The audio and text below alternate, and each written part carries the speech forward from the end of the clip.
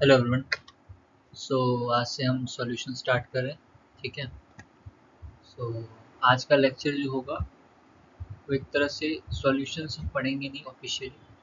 Solution का जो prerequisite है मोल कॉन्सेप्ट, उसका एक हम समरी टाइप इम्पोर्टेंट कॉन्सेप्ट्स फार्मूलेज जो हैं उसको हम रिवाइज करेंगे आज के लेक्चर में। ठीक है।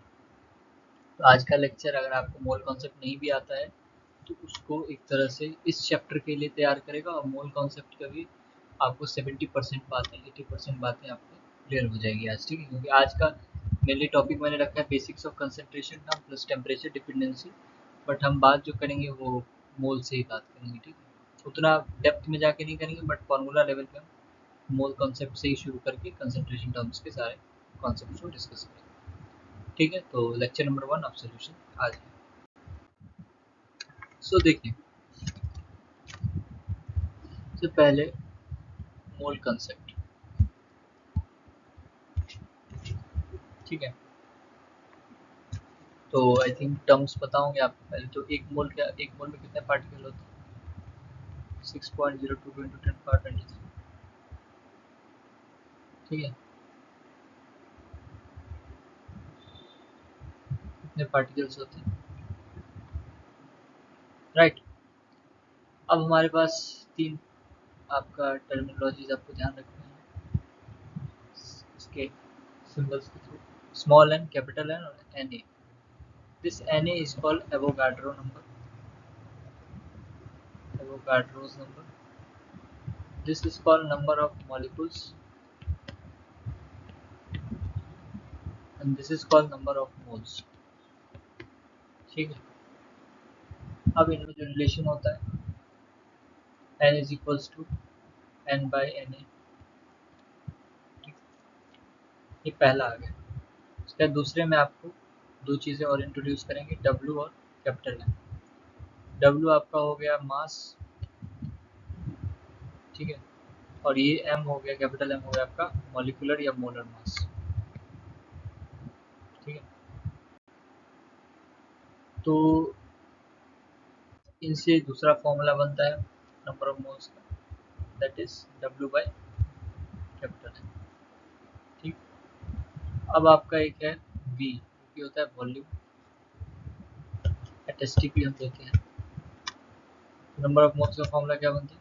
Volume in litres by 22.4 litre moles. ठीक है, तो ये सारे एटएसटी के, ये आपका तीसरा कहानी बन जाता है। ये तीन फॉर्मूले हैं आपके मोल्स के, जो आपको ध्यान रखना है। ठीक है, जब ये तीन फॉर्मूले हम समझ लिए और इसको ध्यान रख लिए, अगला आता है बात, टॉपिक आता है that is mole mole analysis. क्या होता है मोल मोल एनालिसिस? केमिकल काइनेटिक्स का अगर लेक्चर आपने अटेंड करा है, उसमें हमने एक डिफरेंशियल रेट लॉ लिखा था। वो डिफरेंशियल था, यहाँ पर उसी से सिमिलर होगा, बट वो डिफरेंशियल वाला पार्ट जो उस जगह पे नंबर ऑफ मोल्स आ जाएंगे। कैसे? तो देखिए, एक जनरल हम ले लेते हैं रिएक्शन। तो मोल मोल एनालिसिस क्या कहता है? Number of moles of a over stoichiometric,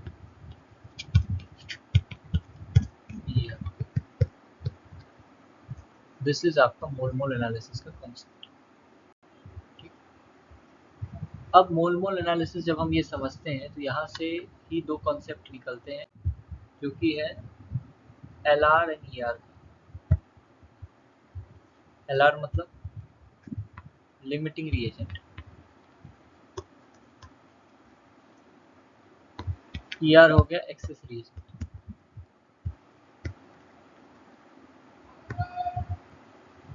reagent reactant कह देना रिएजेंट को, अभी तत्काल के लिए सही है, बट आगे चेंज होगा। ठीक है, ज़रूरी नहीं है कि रिएजेंट रिएक्टेंट हो ही, बट अभी के लिए चलेगा। ठीक है, क्योंकि उसी में से हम दोनों क्लासिफाई कर रहे हैं।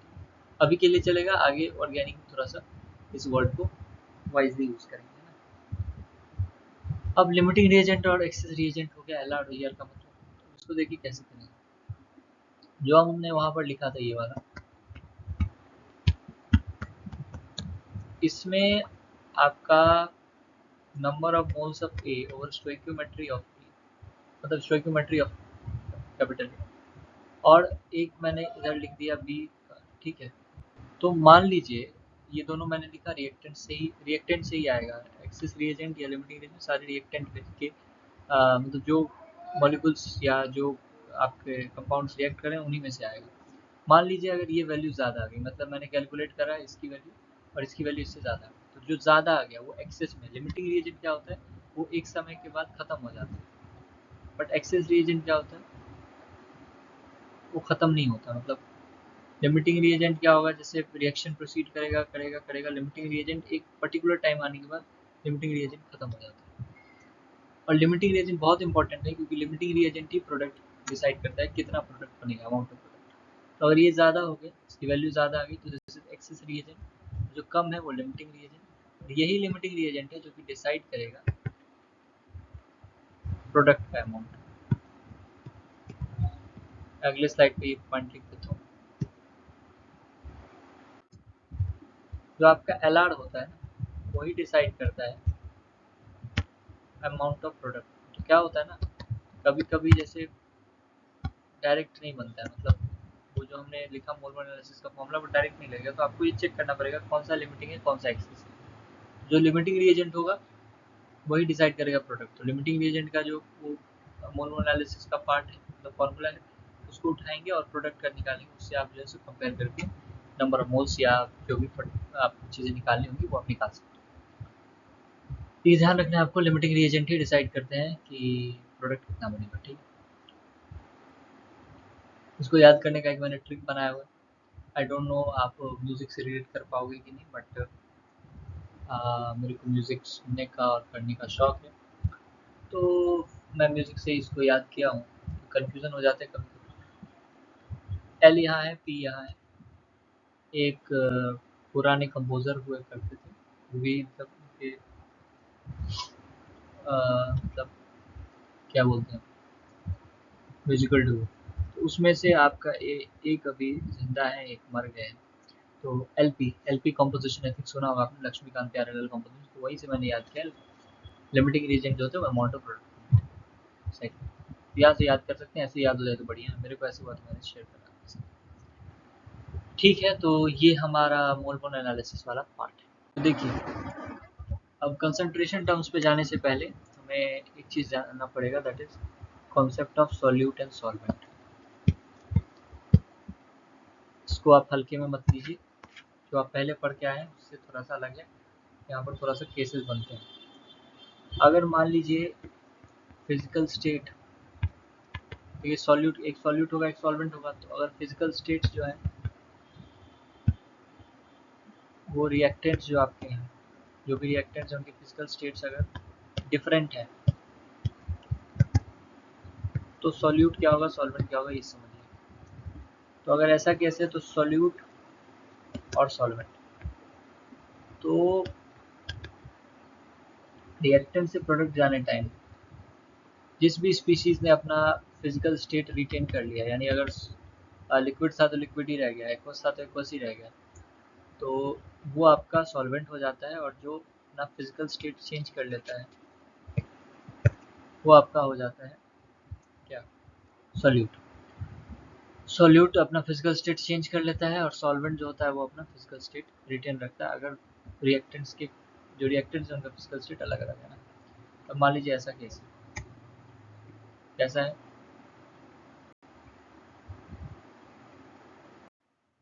एग्जाम्पल जैसे आप देखिए, मान लीजिए ए प्लस बी जो है वो आपका सी प्लस डी बना रहा है, ठीक है। इसका फिजिकल स्टेट मान लीजिए लिक्विड था, इसका गैस था, ठीक है। और देखा गया कि ए जो है वो लिक्विड ही में रहा और बी जो है वो यहाँ पर गैस से वो लिक्विड में चेंज हो गया। तो इस केस में क्या होगा, ये मैंने जनरल एग्जांपल लिया, ठीक है। इसको आप ज़्यादा वो यहाँ पर कोई वैल्यू डाल के, मतलब वैल्यू कोई कंपाउंड डाल के आप चेक कर सकते हो, बट ये मैंने एक जनरल एग्जांपल ले लिया जो मेरे दिमाग में भी आया। तो जो रिटेन कर लिया, इसने अपना रिटेन कर लिया, तो ये सॉल्वेंट कहलाएगा। जिसका फिजिकल स्टेट बदल गया था सॉल्यूट। ये पहला केस था। दूसरा केस इसमें आता है कि अगर फिजिकल स्टेट ऑफ सल्यूट की जगह मैं यहाँ पर लिखूंगा रिएक्टेंट्स, वो अगर सेम हो गए, अगर तो डिफरेंट है तो रिटेंशन की बेसिस पे देख लेंगे। अगर डिफरेंट है, एक हमारा पैरामीटर मिल गया कि ये फिजिकल स्टेट ही डिफरेंट है, तो जो रिटेन कर लिया वो सॉल्वेंट, जो नहीं रिटेन कर पाया वो सॉल्यूट। बट अगर फिजिकल स्टेट सेम हो गया तो यहाँ पर हम हेल्प लेंगे मोल्स का। यहाँ पर हम मोल्स को चेक करेंगे, तो सॉल्यूट क्या होगा, तब सॉल्वेंट क्या होगा। सॉल्वेंट वो होगा जिसमें मोर नंबर ऑफ मोल्स होंगे, और सॉल्वेंट में कह रहा हूँ, अगर सॉल्यूट बोला गया सॉरी, सॉल्वेंट जो होगा उसमें मोर नंबर ऑफ मोल्स वाले सॉल्वेंट बन जाएंगे, और जो लेसर नंबर ऑफ मोल्स इनके होंगे वो क्या होंगे, वो आपके सॉल्यूट हो जाएंगे। तो जब फिजिकल स्टेट डिफरेंट था तो रिटेंशन वाज द पैरामीटर, और जब फिजिकल स्टेट सेम हो गया तो नंबर ऑफ मोल से चेक करेंगे, जिसका कम मोल वो सॉल्यूट, जिसका ज़्यादा मोल वो सॉल्वेंट। ये आई थिंक क्लियर हो गया होगा। तो सॉल्यूट सॉल्वेंट जब समझ गए तब कंसंट्रेशन टर्म बहुत आसान है। जब उसके बाद फॉर्मूलाज है कंसंट्रेशन टर्म्स में। कंसंट्रेशन टर्म्स में सबसे पहला formula percent W by W, weight by weight, weight of solute by weight of solution into 100%. Second, percent W by V, weight of solute by volume of solution into 100%. Third, percent V by V, volume of solute by volume of solution into 100%. ठीक, इसके बाद आता है आपका अगला एक important concentration term, that is mole fraction. क्या होता है मोल फ्रैक्शन? मान लीजिए अगर मेरा एक रिएक्टिंग स्पीशीज है, ये बहुत सारे रिएक्टिंग स्पीशीज हैं, उनके नंबर ऑफ मोल्स मान लीजिए A B C D E. अगर मुझे मोल फ्रैक्शन लिखना है, मोल फ्रैक्शन है, तो इसकी वैल्यू क्या आती है, इसकी वैल्यू 1 से छोटी आती है। अगर मुझे मान लीजिए एक का मोल फ्रैक्शन लिखना है, इसको हम काई से दिखाते हैं, ठीक है। तो यहाँ पर आपका क्या होगा, number of moles of A by number of moles of A plus B up to E. So it is not chai, it is kai, CHI, kai, ठीक है। तो चाय मत समझिएगा इसको। और इसके बाद एक और चीज़ है कि मोल फ्रैक्शन ए का, बी का अप टू ई, या जितने भी उसमें कंपोनेंट होंगे सबका ऐड करेंगे तो सम 1 आता है। इसलिए जनरलाइज कर दिया जाता है कि अगर सॉल्यूट और सॉल्वेंट की कहानी समझते हैं तो mole fraction of solute plus mole fraction of solvent जो होता है वो 1 होता है, यानी मोल फ्रैक्शन ऑफ सॉल्यूट को हम 1 minus mole fraction of solvent भी लिख सकते हैं। ऐसा कहानी है, समझ पा रहे? बढ़िया। मोल फ्रैक्शन जब समझ गए, इसी से रिलेटेड एक टर्म है मास फ्रैक्शन, उसको भी समझ लीजिए। मास फ्रैक्शन क्या होता है? Weight of solute by weight of solution, 100 में लगाएंगे, फ्रैक्शन में आ जाएगा, सिंपल, ठीक। ओके, अब आपका सबसे महत्वपूर्ण, सबसे ज़्यादा यूजफुल 2 कंसंट्रेशन टर्म है, वो मैं अभी करवा रहा हूँ, मोलैरिटी एंड मोलालिटी। मोलैरिटी क्या होता है? Number of moles of solute by volume of solution in litres, ठीक है।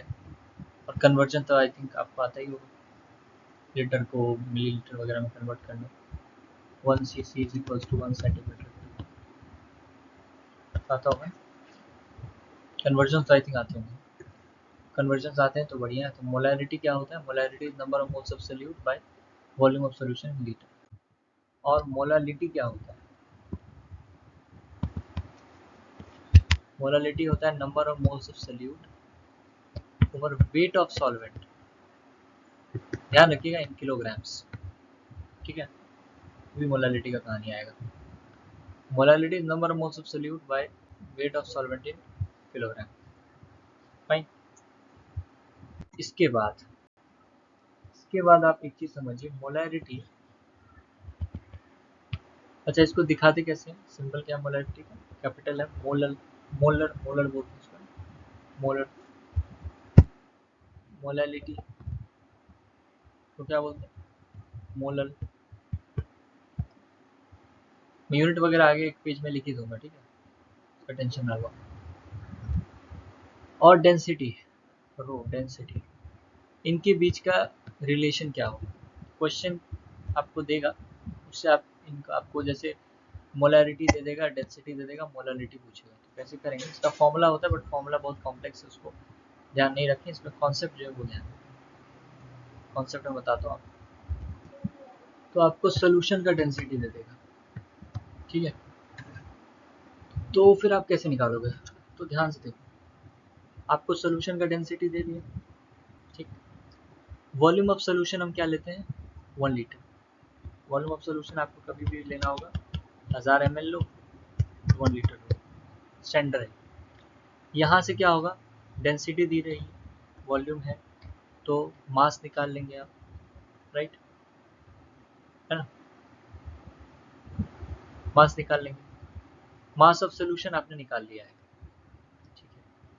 जब मोलरिटी दिया रहेगा, मोलरिटी, तो जैसे 5 मोलर है, 5 मोलर का मतलब क्या है, 5 moles of solute in 1 litre solution, तो आपको सोल्यूट का मोल भी मिल गया, तो सोल्यूट का आपको मोल पता है, ठीक है, और आपको डेंसिटी ऑफ द सोल्यूशन भी पता है, राइट। तो आप इससे क्या निकाल सकते हो, पहले सबसे पहले समझिए, आपको number of moles of solute पता है, तो आपका मोलालिटी का जो फॉर्मूला है उसका न्यूमरेटर तो फिल हो गया, बचा डिनोमिनेटर, डिनोमिनेटर को कैसे फिल करेंगे, तो आपको डेंसिटी ऑफ सोल्यूशन से आप और वॉल्यूम ऑफ सोल्यूशन से आप मास ऑफ सोल्यूशन निकाल लेंगे, मास ऑफ सोल्यूशन जब आप निकाल लेंगे उसके बाद आपके पास ये सोल्यूट का नंबर ऑफ मोल्स है, और सोल्यूट क्या होगा, जो भी होगा कंपाउंड होगा कोई, सोल्यूट कंपाउंड NaCl दे देगा, तो उसका आप मोलर मास निकाल सकते हैं, कैलकुलेट कर सकते हैं, और नंबर ऑफ मोल्स और मोलर मास इन दोनों का यूज करके आप वेट ऑफ सोल्यूट निकाल सकते हैं। जब आप वेट ऑफ सोल्यूट निकाल लिए, आपके पास वेट ऑफ सोल्यूशन है, ये weight of solution minus weight of solute gives you weight of solvent, ठीक है। क्या है स्टेप, मैं लिख देता हूँ, ठीक है, मैं लिख देता हूँ स्टेप आपके सामने। तो आपको डेंसिटी ऑफ सोल्यूशन और वॉल्यूम ऑफ सोल्यूशन से आप क्या निकाल लोगे, मास ऑफ सोल्यूशन निकाल लोगे, मोलरिटी जो दिया रहेगा उससे आप number of moles of solute निकाल लोगे, और number of moles of solute plus आपका मोलर मास ऑफ सोल्यूट का यूज करके आप दोनों का यूज करके क्या निकाल लोगे, आप वेट ऑफ सोल्यूट निकाल लोगे, या फिर मैं कहूँ मास ऑफ सोल्यूट निकाल लोगे, और अब आपको चाहिए क्या, आपको वेट ऑफ सॉल्वेंट चाहिए, that will be mass of solution minus mass of solute, हो गया, आपको मिल गया तीनों का रिलेशन, राइट। तो इतना ही आसान है इसको करना। इसके बाद कुछ लॉज आ जाते हैं, लॉ ऑफ डाइल्यूशन,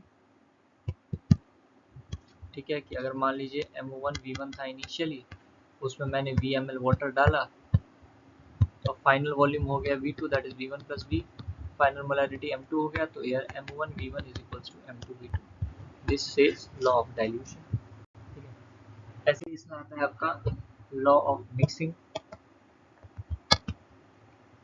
मान लीजिए मैंने यहाँ पर M1 V1 था, M2 V2 था, ठीक है, इन दोनों को मैंने मिक्स करा, इससे एक फाइनल मोलरिटी मेरे को मिली, ठीक है, तो मेरे को नहीं पता, फाइनल वॉल्यूम मेरे को पता है V1 प्लस V2, तो यहाँ से जो फाइनल मोलरिटी का फॉर्मूला होता है वो क्या होता है, M1 V1 M2 V2 by V1 plus, ये हो गया लॉ ऑफ मिक्सिंग, ठीक है।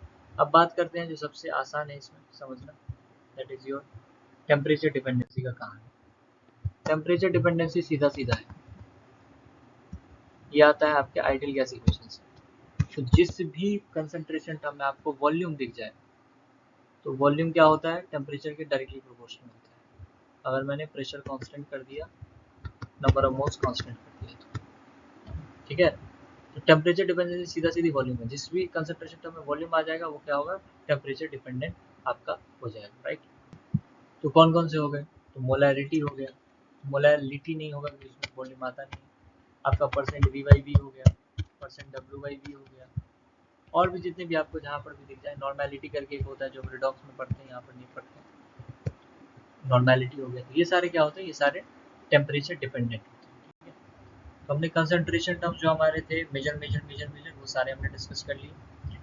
और हमने क्या क्या डिस्कस करा, और हमने डिस्कस करा रिगार्डिंग टेम्परेचर डिपेंडेंसी। और अभी मैं आपको यूनिट्स बताता हूँ क्या किसकी यूनिट होता है। ऐसे यूनिट तो पता ही होगा, बट देखिए परसेंट डब्ल्यू बाई डब्ल्यू, इसका तो दोनों ऊपर ऊपर भी मास नीचे भी मास, तो नो यूनिट। काई का no unit. Mole mass fraction का नो यूनिट। काई को क्या कहते हैं, मोल फ्रैक्शन, मास फ्रैक्शन का नो यूनिट।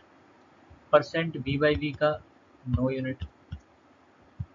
परसेंट डब्ल्यू बाई वी का होता है यूनिट। क्या होता है, आप मान लीजिए ग्राम पर लीटर हो जाएगा, परसेंट ग्राम पर लीटर। मोलरिटी का होता है यूनिट, मोलर मोलर कह लीजिए, मोलर, ठीक है, या फिर आप कह लीजिए मोल लीटर इनवर्स, या फिर और भी यूनिट्स हो जाएंगे। एमएल में लेंगे तो एमएल में हो जाएगा। यहाँ पर हम मेजर मेजर बात कर रहे हैं, ज़्यादा यूज होगा मोलर या फिर मोल किलोग्राम इनवर्स, ठीक है। तो ये आपका मोटा मोटा है कहानी कि जो आपका मोलैरिटी सबका है ना। सो आई थिंक समझ में आ गया होगा आपको कहानी। और मैंने कहा था कि 17 तारीख से शुरू होगा, बट लेक्चर आपको 16 को ही मिल जाएगा, क्योंकि 17 तारीख से सोल्यूशन में चालू करूँगा। तो उसमें मैं जो मेन चैप्टर है सोल्यूशन का, जहाँ से हेनरी लॉ से शुरू होता है सोल्यूशन का मेन वाला पार्ट, ठीक है, मेन पार्ट सोल्यूशन का हेनरी लॉ से शुरू होता है। तो हेनरी लॉ से हम कंटिन्यू करेंगे नेक्स्ट क्लास में, ठीक है। तो इस क्लास के लिए इतना ही है, और बाकी आप रिवीजन करिए, इसका मोल कॉन्सेप्ट के बेसिक्स का रिवीजन करिए, जो आगे आपको सोल्यूशन में काम आएगा और भी चैप्टर्स में काम आएगा। So thank you for joining in this session, है ना। नेक्स्ट सेशन में फिर हम मिलेंगे और भी बातें डिस्कशंस करेंगे, ठीक है। अगेन आपको अगर ज्वाइन करना है मेरे साथ, मेरे चैनल के साथ जरूर करना है, और इसी मेल आई डी पर मेरे को मेल कर सकते हो, ठीक है। और फिर हम आगे का डेमो सेशंस वगैरह का प्लान कर लेंगे, ठीक है। ज़बरदस्ती नहीं, अगर आप चाहते हैं तो, ठीक है। आप, मेरा सिंपल मोटिव है कि मैं अपने चैनल पे बेस्ट टू द बेस्ट जितना पॉसिबल कंटेंट है वो डाल सकूँ। जो मेरे एंड से होगा वो मैं डालूँगा, और मुझे ऑब्वियसली अकेले कोई कुछ नहीं कर सकता है, तो obviously I need some convenience जो कि थोड़ा सा हेल्प करेंगे, और वो अपनी जो एक्सपर्टीज़ है उसको यहाँ पर निखारेंगे, ठीक है। So okay then, winding up the session, and bye bye and take care. So exiting, 1 2 3, exit.